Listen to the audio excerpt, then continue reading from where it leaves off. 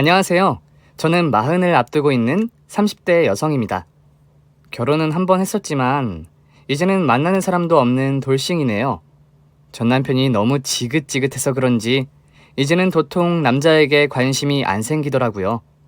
그 대신 이제는 제 자신에게 신경을 쓰며 살아가고 있어요.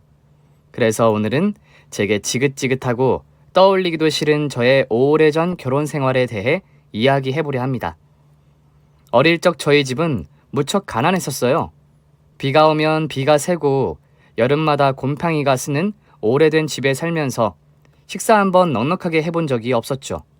아프신 어머니는 생활을 하기 어려우셨고 가장이셨던 아버지는 알코올 중독으로 제대로 된 가장 역할을 하지 못하셨거든요. 그래서 저희들은 부모님의 손을 거의 타지 못하고 방치되듯이 자라야 했고 건강이 좋지 못하셨던 어머니가 일찍 돌아가시면서는 제가 집안의 살림들을 도맡아 하기 시작했습니다. 그렇게 저는 아버지 어머니 대신 어린 남동생을 챙기며 일찍이 철이 들 수밖에 없었죠. 그러다 제가 고등학교를 졸업할 무렵 아버지마저 간암으로 돌아가셨고 그 후로 저는 동생 하나만 바라보며 살게 되었습니다. 부모님이 아무도 계시지 않으니 제가 동생을 대신 챙겨야 되었으니까요. 그렇게 저는 아직 어린 동생을 키우려 무척 애를 썼습니다. 중학교 시절부터 아르바이트를 하며 동생에게 문제집을 사줄 정도로 말이죠. 저희 동생이 머리가 좋은지 학교 성적이 좋았거든요. 저는 여건이 안 되어 일찍이 공부를 포기했지만 제 동생만큼은 아쉬움 없이 공부를 시키고 싶었어요. 그렇게 저는 혼자 고생을 하며 동생 뒷바라지를 해왔습니다. 그리고 그때 저는 호텔 메이드로 일을 하고 있었어요. 배운 것 없는 제가 그나마 잘하는 게 청소와 살림이었는데 어쩌다 아는 언니를 따라 그 일을 시작하게 되었죠. 체크인 시간이 되기 전까지 급하게 청소를 하다 보니 쉴 틈 없이 힘들었지만 그래도 제 손을 거쳐 깨끗해지는 객실들을 보는 것은 제게 작은 보람이 되었습니다. 저는 누구보다 열심히 일하며 불평 없이 살아왔어요. 그러던 어느 날 저는 제가 일하던 호텔에서 남편을 만나게 되었죠. 호텔 투숙객이었던 남편이 중요한 물건을 잃어버렸는데 그걸 제가 찾아주게 되면서 인연이 시작되었거든요. 사례는 필요 없다고 거절을 하는데도 끝까지 사례를 해야 되겠다며 저를 데리고 식사를 대접하던 남편은 두 번째 만남에서 제게 첫눈에 반했다며 고백을 해왔습니다. 호텔 손님과 메이드로 전혀 어울리지 않을 것 같았던 우리 두 사람은 서로에게 끌려 연인으로 발전했죠. 그렇게 저는 저를 신경 써주고 아껴주는 남편의 순수한 마음에 반해 결혼까지 결심했지만 저희들의 결혼은 절대 쉽지 않았어요. 충분히 예상한 일이었지만 생각보다 시댁의 반대가 더 심해서 만남을 이어가는 게 쉽지가 않았거든요. 시어머니는 제가 부모님이 일찍 돌아가시고 고생하며 살았다는 말에 저를 만나주실 생각도 하지 않고 무조건 저를 반대하셨어요. 거기다가 남편보다 나이 많은 시누이 역시 어머니의 편을 들며 동생과 저를 뜯어놓으려고 했죠. 시댁에 찾아가기도 전에 시누이가 저를 찾아와서는 남편과 헤어지라며 협박을 하더라고요. 처음 들어보는 인격 모독에 결혼하면 가만히 안 두겠다는 협박까지 듣게 된 저는 너무 힘들어서 결혼을 포기할 생각까지 했었습니다.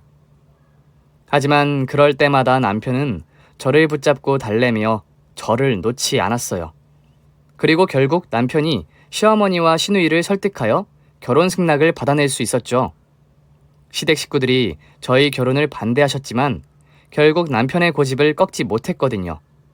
그렇게 남편과 어렵게 결혼을 하게 된 저는 그 후로 행복한 일만 있을 줄 알았습니다. 어렵게 결혼한 만큼 더더욱 굳건한 부부관계를 유지하게 될 줄 알았죠. 하지만 여전히 저를 미워하고 싫어하는 시댁 식구들 때문에 그런 저의 행복은 물거품이 되었어요. 결혼 후에도 저는 시어머니와 시누이에게 괴롭힘을 참 많이 당했었습니다. 시집살이는 당연하고 인격 모독은 일상이었어요. 못 배운 년, 가진 것 없는 년 하면서 저를 사람 취급도 안 하더라고요. 그렇게 둘이서 얼마나 사람을 못 살게 굴고 괴롭히는지 오죽하면 건강 하나는 자신하던 제가 속병을 앓게 되었습니다. 스트레스성 위염에 심할 때는 위궤양까지 앓다 보니 저는 종종 쓰러져서 병원에 실려가기도 했었어요. 그런데 시모와 시누이는 그게 전부 저의 꾀병이고 억지라며 저를 모함하더라고요. 위 궤양은 겉으로 표가 나지 않고 딱히 약을 쓸 수도 없으니까요. 그리고 그런 시모와 시누이는 그런 식으로 저를 모함하고 저희 부부를 이간질하기 시작했습니다. 제가 무슨 실수를 하면 기싸움을 하려고 일부러 그러는 거라고 하지를 않나. 가만히 있던 제가 시어머니께 대들었다고 하지를 않나. 픽하면 말도 안 되는 거짓말로 저를 악녀처럼 만들더라고요. 하지만 저는 그런 말들을 남편이 믿을 거라 생각하지 않았습니다. 제가 누구보다 착해서 좋다던 남편이었으니 당연히 저를 믿어줄 거라 생각했어요. 하지만 남편도 점점 변해가더라고요. 처음에는 시누이가 오해했을 거라며 제 편을 들어주던 남편이 언젠가부터 저를 의심하고 저를 같이 모함하기 시작했습니다. 난 정말 그런 적 없어. 내가 시어머니 욕을 했다니 형님이 잘못 알고 계신 거야. 내 주변에 그런 말을 나눈 사람이 어디 있다고 누구랑 그런 얘기를 해. 그리고 내가 왜 어머니 욕을 해? 그거야 모르지. 당신 우리 엄마한테 불만 많잖아. 결혼 반대했던 것부터 시작해서 욕하고 싶은 일이야 뭐든 있겠지. 그러고 보니 당신 종종 나한테 어머니랑 누나 때문에 힘들다고 하지 않았어? 그래서 욕을 한 거 아니야?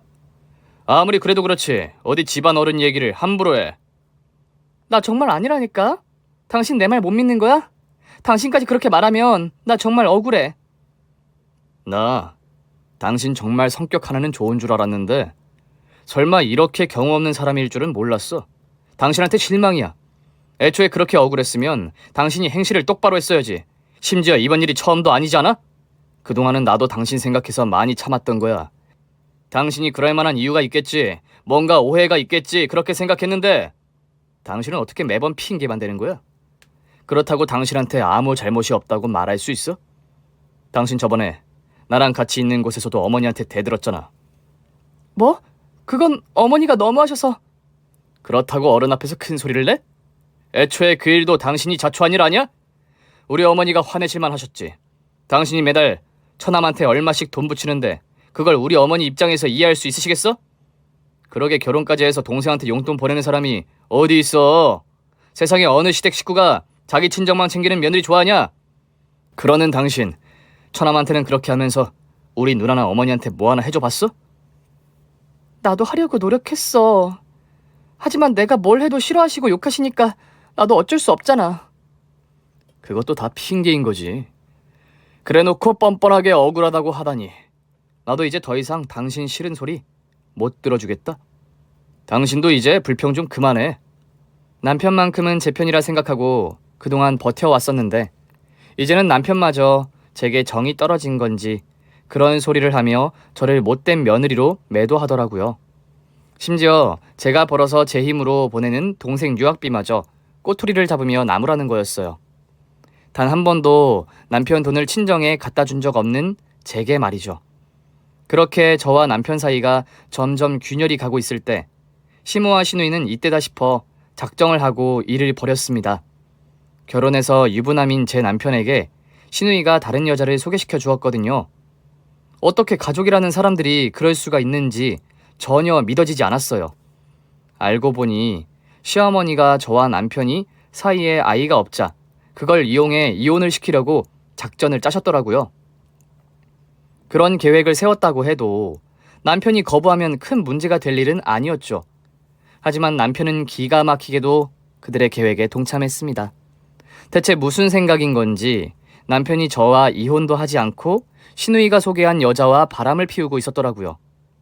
저 몰래 시누이를 통해 다른 여자와 만나게 된 남편을 알게 되고 저는 모든 것을 잃는 기분이었습니다.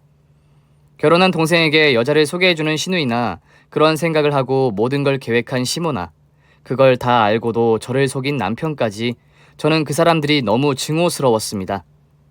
하지만 그때까지도 저는 이혼 생각을 쉽게 하지 못했어요. 남편을 너무 사랑했던 건지 아니면 이혼이라는 게 두려웠는지 모르겠지만 그때는 제가 이혼을 어떻게 할 수 있겠냐며 두려움이 앞섰거든요. 그래서 저는 시어머니께 도와달라 부탁드리며 사정까지 했습니다. 하지만 그 집 식구들 누구도 제 편을 들어주는 사람은 없었어요. 오히려 이대로 저를 쫓아내려고 작정들을 했었죠. 어머니 부르셨어요?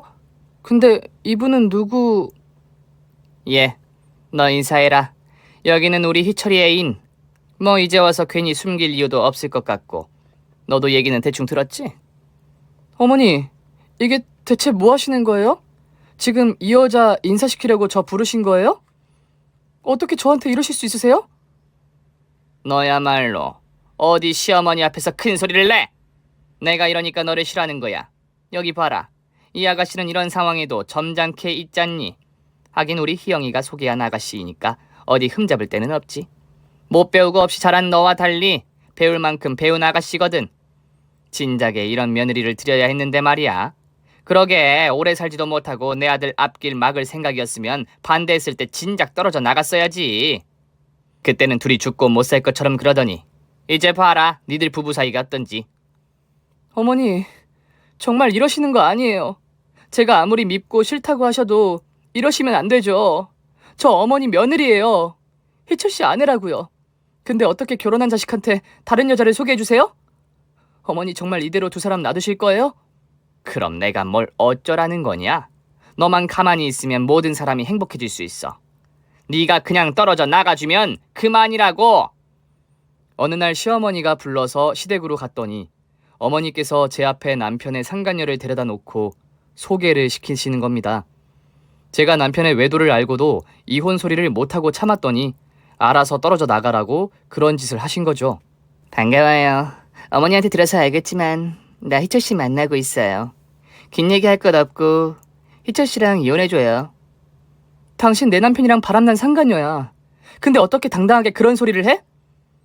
내가 꿀릴 게 하나도 없는데 당당하지 못할 게 뭐가 있겠어요? 희철 씨한테 얘기 들었어요. 친정도 없고 호텔에서 청소하면서 동생 공부시킨다면서. 그래서 그런가 아직 나이도 젊으면서 꼴이 너무 말이 아니네. 이러니까 남편이 바람이 나지. 그러게 말이야. 그전에는 대체 무슨 수를 꼬셨나 모르겠어. 아무래도 희철이가 잠깐 눈에 뭐가 잘못 씌었던 모양이야. 그래도 이제라도 정신 차려서 다행이지. 얘 봐라. 여기서 너 반기는 사람 하나 없다. 우리 아들도 이제 너랑 살기 싫다는데 네가 무슨 고집으로 옆에 붙어있는 거냐? 그러니까 좋은 말 할 때 내 아들이랑 헤어져. 상간녀는 저를 대놓고 무시하며 비웃었고 옆에 있던 신우이와 시모는 그런 상간녀를 두둔하며 제게 이혼을 강요했습니다. 백 하나 없는 저를 인간 이하로 취급하는 거였죠. 남편 하나 보고 살았더니 그 남편마저 제게 등을 돌린 그 상황에 저는 자존심도 바닥이 났고 더 이상 버틸 힘이 없었어요.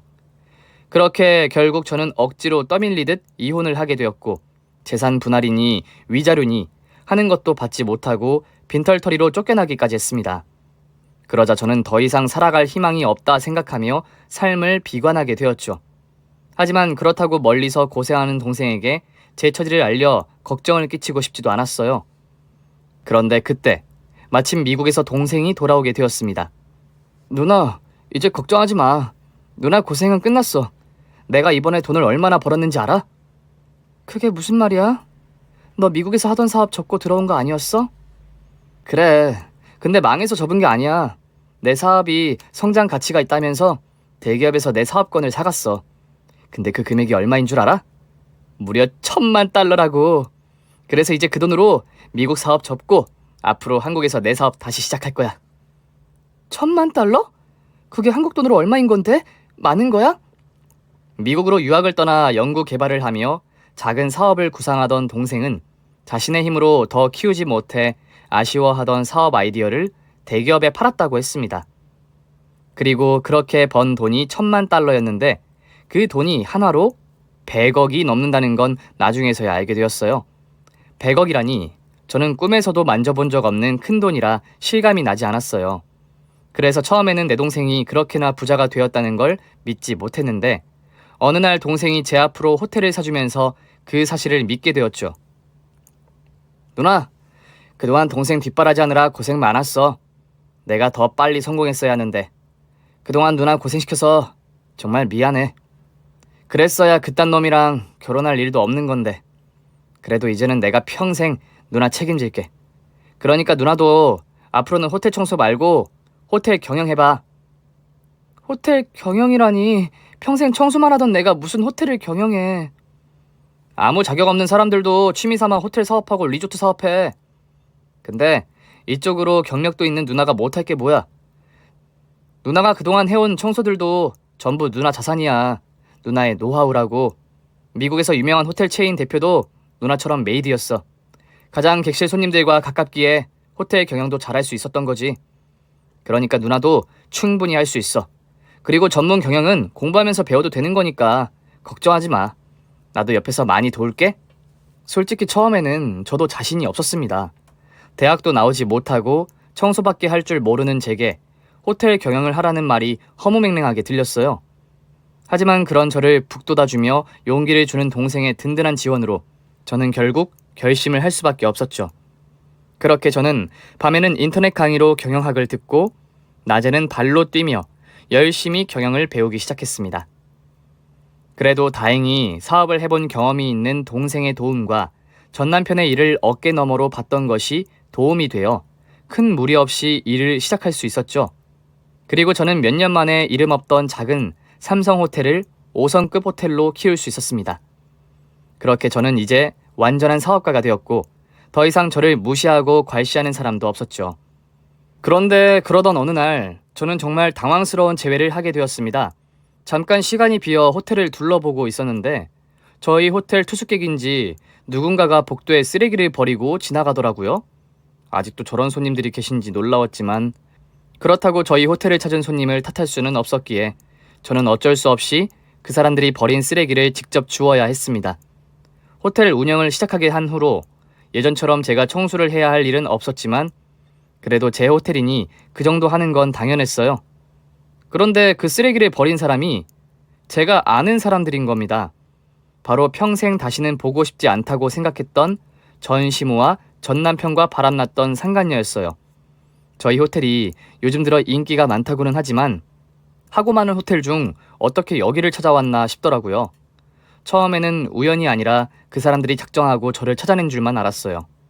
이제 와서 그 인간들이 저를 찾아올 이유도 없을 텐데도 그 우연이 얼마나 기막히고 황당하던지 저로서는 그렇게 생각할 수밖에 없었죠.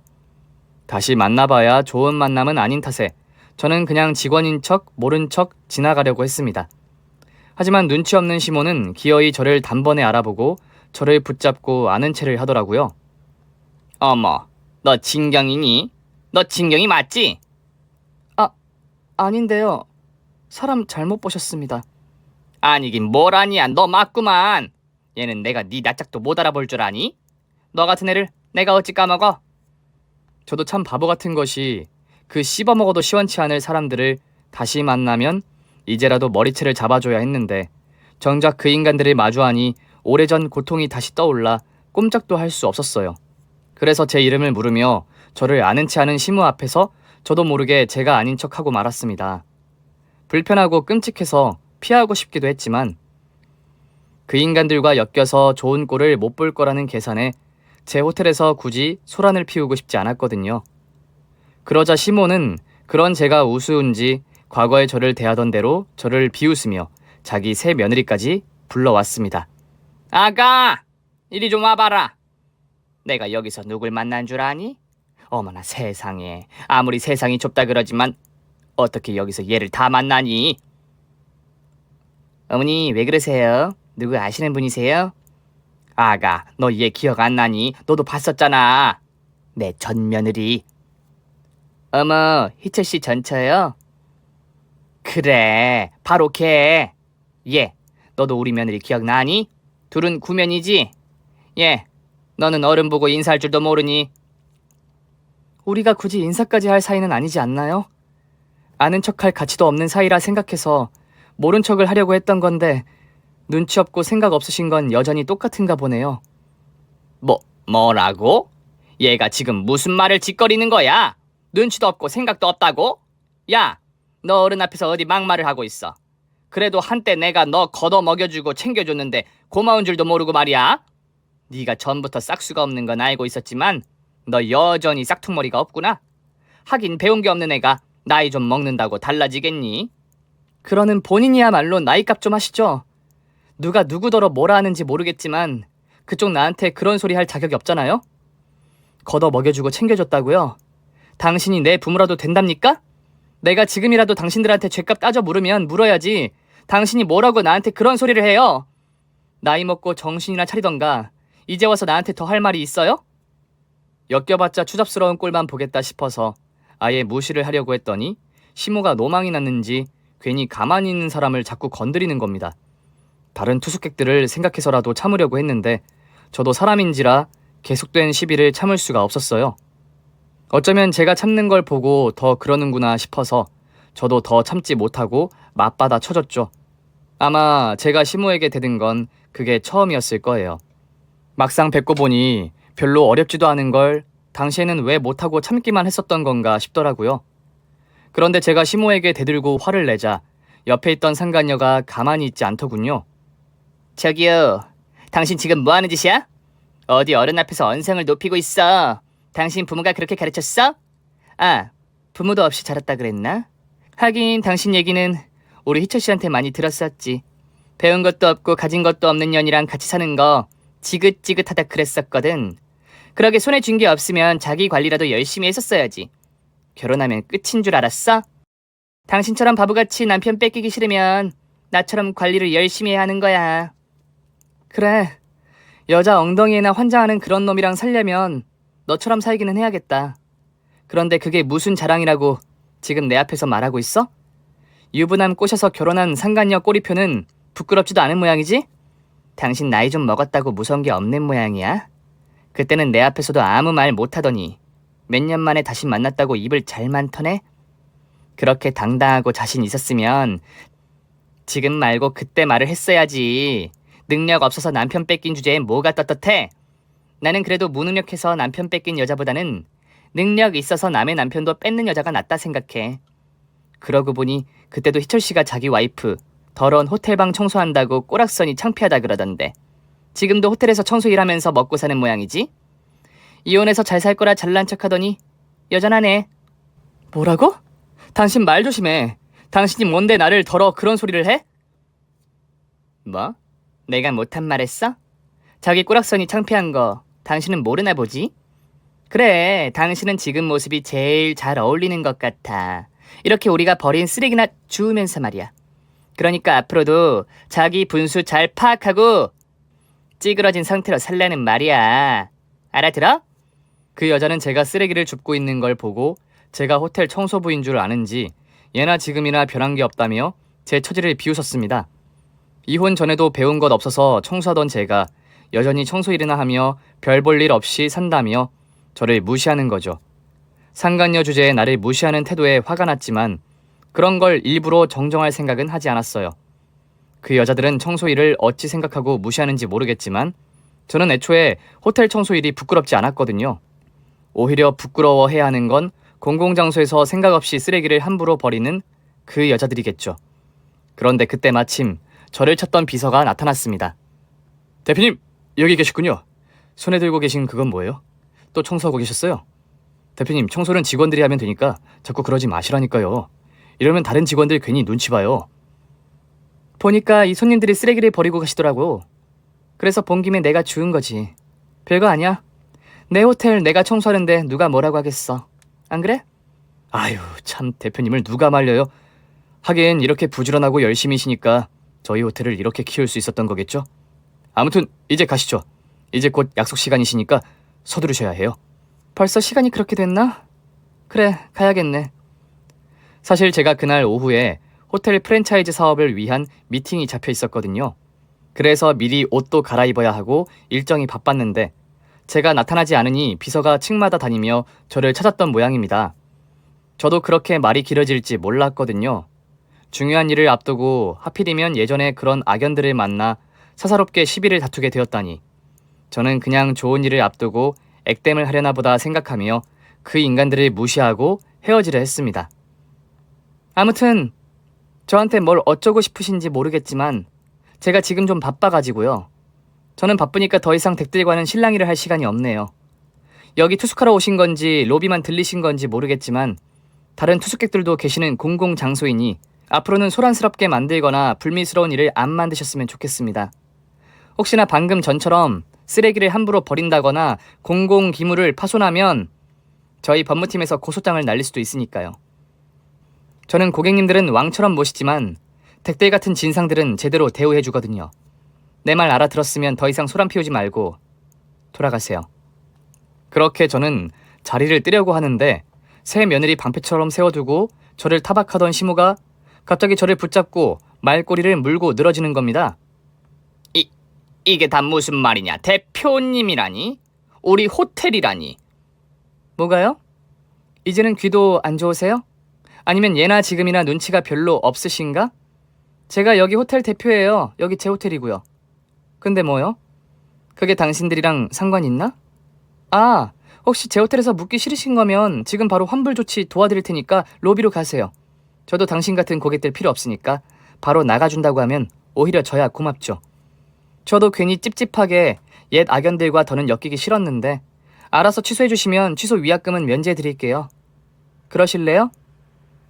이 여자가 지금 무슨 소리 하고 있는 거야? 내가 여기 예약하려고 얼마나 고생했는데 내가 왜 나가?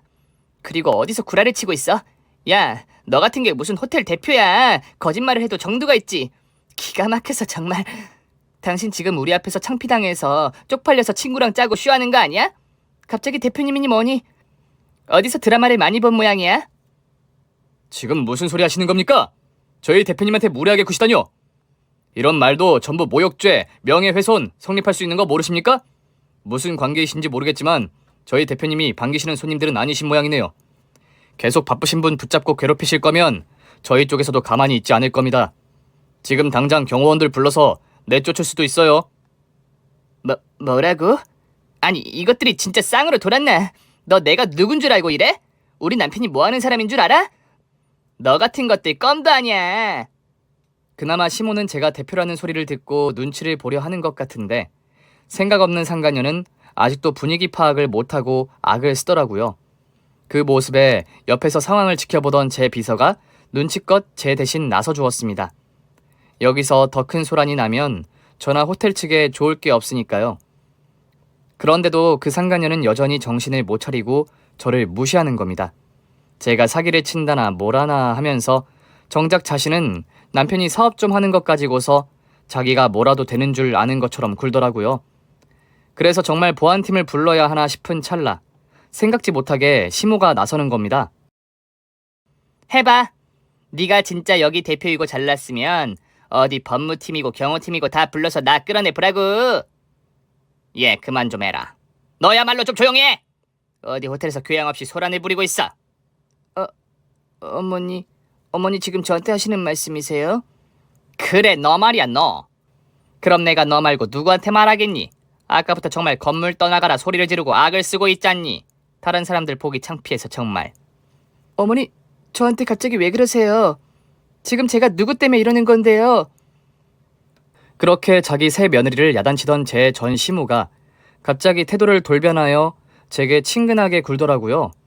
자기 진짜 며느리를 옆에 두고서 저를 며느리처럼 대하면서 말이죠. 제가 진짜 며느리였을 적에도 저한테 새아가 며느라 그런 소리 한 번 없이 사람 취급도 안 하던 시모가 저를 아가라며 다정하게 부르는데 정말 온몸에 소름이 돋는 기분이었습니다. 이 여자가 갑자기 정신이 나간 건지 저한테 왜 그리 친근하게 구는가 싶었죠. 아가, 많이 놀랐지? 이해해라. 얘가 워낙 철이 없어서 내가 진작 말려야 했는데 나도 경황이 없었구나. 그래, 듣자 하니 네가 여기 대표라는 거냐?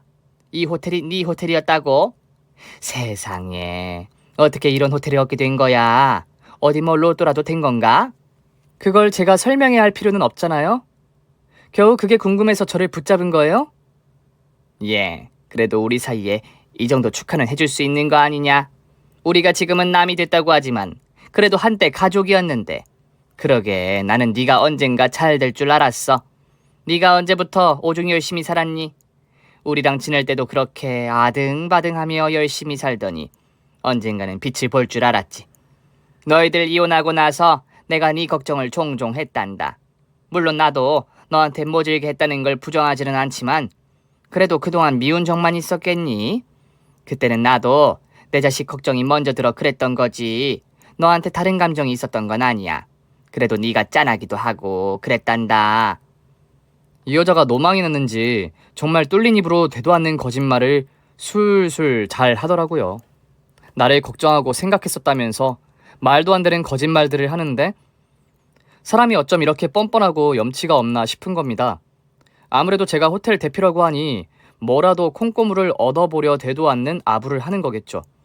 그런다고 자신들이 저한테 했던 짓이 없어지는 것도 아니고 제가 그 사람들을 용서할 일도 없을 텐데 말이에요. 자기들도 그 만행들을 전부 기억하면서 어쩜 그런 소리를 할 수 있는지 오히려 더 화가 나더라고요.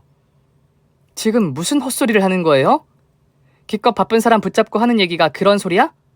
당신이 나를 걱정했다니 정말 지나가던 개도 안 웃겠다. 당신들이 나한테 무슨 상처를 주고 무슨 짓을 했는데 이제 와서 내 앞에서 그런 뻔뻔한 거짓말을 할 수 있어?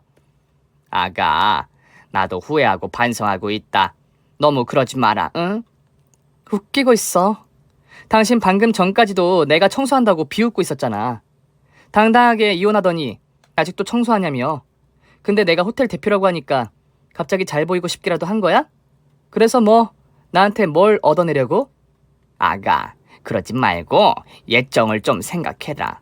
그래도 너한테 부모라고 할 만한 사람은 나밖에 없는 거 아니니? 너나 네 동생이나 일가 친척 하나 없는 천의 고아인데 나 같은 든든한 어른 옆에 있어주면 좋은 거 아니냐? 이제 와서 우리 아들이랑 잘해보라는 소리는 아니지만 그동안 미운 정 고운 정 생각해서 앞으로라도 잘 지내보자는 말이야. 미친 것들, 어디서 연병 떨고 있어? 정말 당신 뻔뻔함이 기가 막히네. 그래서 뭐?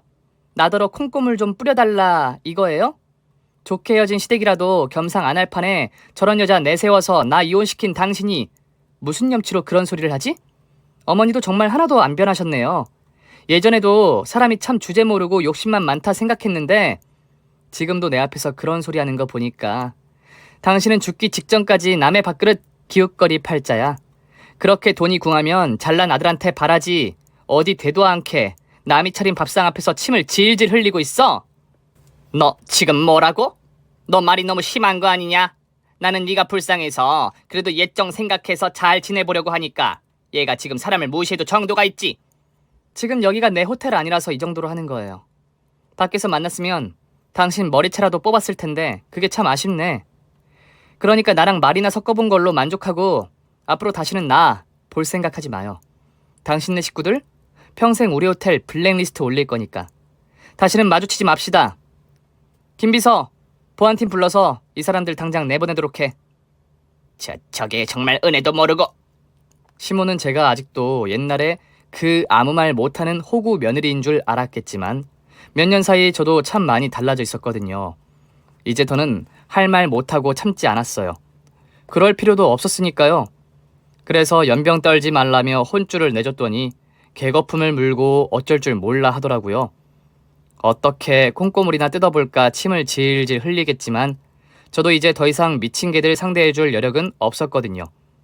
그렇게 저는 보안팀을 시켜 그 두 여자를 제 호텔에서 쫓아내버렸습니다. 그리고 그날 만나지 못한 시누이와 전남편까지 블랙리스트에 이름을 올려 다시는 우리 호텔 근처로 얼씬도 못하게 했죠. 그렇게 그날 일로 우리의 악연도 끝인 줄 알았어요. 내가 어떤 위치에 있는지 알았으니 앞으로는 나를 함부로 대하지 못할 것이고 그 인간들도 더 창피를 당하기 싫어서라도 저를 만날 생각을 하지 않을 줄 알았죠. 그런데 이번에는 그 두 사람이 아니라 다른 쓰레기가 저를 찾아왔더라고요. 분명 블랙리스트에 올리기까지 했는데 어떻게 찾아왔는지 정말 꿈에서라도 다시 보기 싫었던 전 남편 놈이 저를 찾아온 거죠. 밖에서 비서와 직원들이 말리는 실랑이를 듣고 나가보니 전 남편이 대표실로 들어오려고 용을 쓰다 붙잡혀 있더라고요. 이게 무슨 일이야? 당신이 여길 왜 왔어? 진경아, 나야. 나 당신 만나러 왔어. 제발 나랑 얘기 좀 하자, 응? 만나주지 않으면 매일 찾아오겠다는 협박에 저는 무슨 소리를 하려나 드러나 보자는 심정으로 전 남편을 들이게 되었습니다. 딱히 그놈 얼굴을 마주하고 싶지는 않았지만 어차피 제 호텔 아니고 여차하면 쫓아내버리면 그만이니까요. 그래서 무슨 얘기를 하려나 드러나 보자며 대표실로 들였더니 그놈이 제 엄마랑 똑같이 되도 않는 말을 하는 겁니다. 당신 여기 호텔을 운영한다며? 어머니한테 듣고 얼마나 놀랐던지. 정말 내가 알던 진경이 네가 맞나 싶어 한번 찾아와 보고 싶었어. 당신 엄마한테 그 말밖에 못 들었어? 그날 당신 엄마가 무슨 염치 없는 짓을 했는지, 나한테 무슨 소리를 듣고 갔는지는 모르는 모양이야? 당신 정말 많이 변했구나. 옛날에는 그렇게 착하고 순하던 사람이 대체 몇 년 사이 무슨 일이 있었던 거야? 호텔 사업이 많이 힘들어? 하긴 사업이 쉬운 일이 아니지. 특히나 당신한테는 더 힘들겠지. 솔직히 당신이 사업을 해보기를 했어. 대학을 나오기를 했어. 뭐 하나 쉬울 게 없었을 텐데. 근데 이만큼 잘 운영하고 있다니 정말 고생 많았다 싶어. 지금 나를 무시하려고 그런 소리를 하는 거야? 이제 와서 뺨이라도 때려달라 시위하는 거야, 뭐야? 아니, 나는 그냥 당신이 얼마나 고생했을지 훤히 보인다 그런 말이지. 당신 힘든 거 내가 다 이해하고 위로해주고 싶다고. 얼마나 힘들었으면 살이 쏙 빠졌어 그래. 아, 물론 보기 싫다는 건 아니야. 살 빠지니까 젊었을 적 생각나고 정말 좋아 보인다. 근데 그래도 당신 힘든 시기에 내가 옆에 있어줬으면 참 좋았을 텐데, 그치? 내가 그래도 경영 전공을 했고 오래 사업을 했었으니까 당신한테 도움이 많이 될 거 아니야. 도움?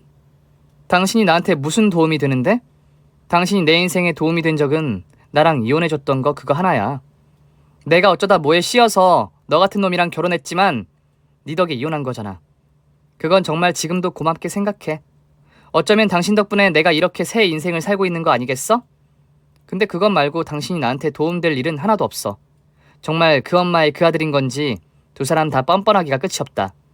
왜? 당신도 나한테 뭐 콩고물 떨어지는 게 있을까 싶어서 그래? 안 그래도 당신 엄마가 자기를 부모처럼 생각하라면서 뭐 좀 해달라는 식으로 말하더라? 고아일 때는 그렇게 무시를 하더니 호텔 운영한다고 하니까 달라 보이는 모양이지? 아니야, 무슨 소리야. 어머니가 무슨 생각으로 그렇게 말씀하셨는지 모르겠지만 나는 절대 아니야. 나는 그냥 당신이 잘 됐다는 소리 듣고 너무 반가워서. 사실 그때 우리 이혼이 오로지 우리 생각은 아니었잖아. 나도 당신이랑 좀 소홀하기는 했어도 헤어질까 생각까지는 없었다고. 어머니랑 누나가 그렇게까지 했더라도 나는 당신이랑 끝까지 가려고 그랬어. 정말이야. 이제 와서 더 말하는 것도 입 아프지만 당신 진짜 쓰레기다. 한번 바람 펴서 그 여자랑 잘 살면 됐지. 이제 와서 전처 돈이 욕심나서 또 나한테 알랑거려? 이 미친놈아, 제발 그만 좀 하고 지금 사는 년이랑 잘 먹고 잘 살아. 내가 그 여자 만나보니까 알겠더라. 전에는 네가 그 여자가 나보다 어리고 예뻐서 좋아하는 줄 알았더니 그게 아니더라고. 그 여자 너랑 수준이 똑같아. 걸레랑 쓰레기랑 아주 딱 어울리는 거 아니겠어? 그러니까 괜히 내 귀 더럽히지 말고 앞으로 다시는 찾아오지 마. 그래, 당신이 그렇게 말해도 나 할 말 없어. 나 쓰레기 맞아. 내가 당신한테 저지른 짓을 어떻게 용서받을 수 있겠어. 하지만 내가 당신을 아직까지도 많이 사랑하고 있다는 거, 그거 하나만 좀 알아줬으면 좋겠어. 전에는 잘 몰랐지만 이제는 확실히 알아. 나한테 여자는 당신 하나뿐이라는 거. 여보, 제발 이제 날 용서해주면 안 될까? 당신이 돌아와 준다고만 하면 나 당장 그 여자랑 이혼하고 당신한테 올게. 내가 당신 곁에 있으면 당신도 힘이 될 거야. 미친놈. 차라리 그냥 솔직하게 말해. 너 내 돈 탐나서 온 거지? 당신 예전부터 그랬었잖아. 사업에 별 재주도 없으면서 눈만 높아서 사장 소리 듣고 싶어서 안 되는 사업 억지로 끌고 가는 거? 내가 그래서 당신 때문에 결혼하고서도 계속 청소일 했던 거 아니야.